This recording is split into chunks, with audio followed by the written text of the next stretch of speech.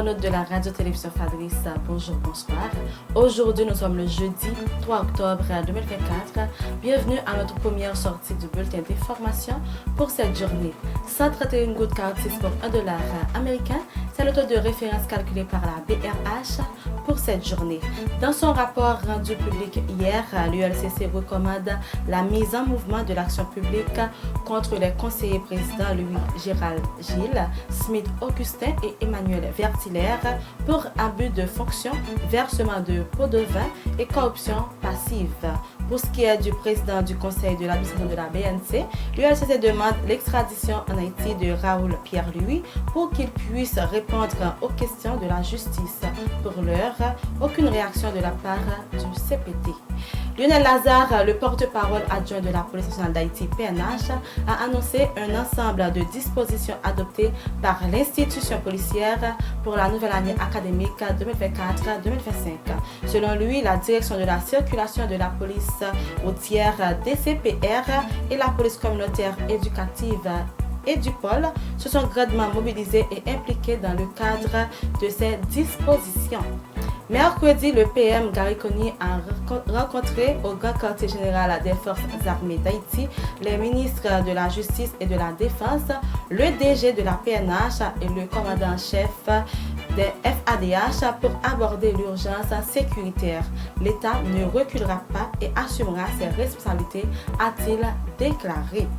La Police nationale d'Haïti, PNH, a annoncé avoir procédé à l'arrestation de Sidney Ifedon au Cap Haïtien le mardi 1er octobre 2024 dans le département du Nord. Âgé de 34 ans, le présumé kidnappeur Sidney Ifedon était activement recherché par la Direction centrale de la police judiciaire DCPJ pour des faits d'enlèvement, de séquestration contre rançon et d'association de malfaiteurs. L'APN informe les amateurs que l'installation portuaire publique de la capitale est désormais fermée au cabotage. Cette décision a été prise afin de réaménager l'espace conformément aux normes en vigueur pour garantir la sécurité des opérations dans une note. Le ministre du Commerce et de l'Industrie MCI, James Monazar, a apporté des précisions hier sur les retombées du forum d'investissement organisé à New York le 25 septembre dernier. À l'occasion de l'Assemblée générale des Nations unies, ANU, ce forum visait à attirer des investisseurs internationaux pour soutenir la relance économique prônée par le gouvernement du Dr Gary Coney.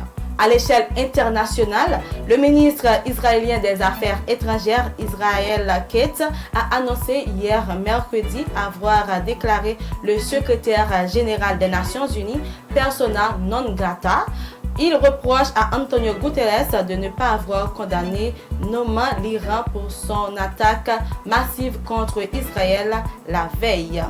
Environ 10 000 migrants haïtiens seront expulsés par semaine vers leur pays d'origine, une décision adoptée par le gouvernement dominicain.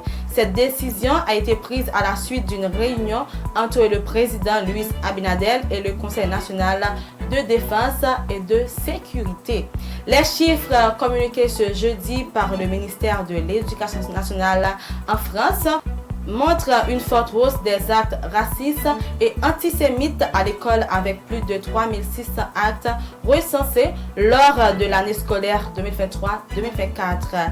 L'attaque du Hamas contre Israël le 7 octobre 2023 est évidemment à prendre en compte dans l'explication de ces chiffres, a précisé le ministre.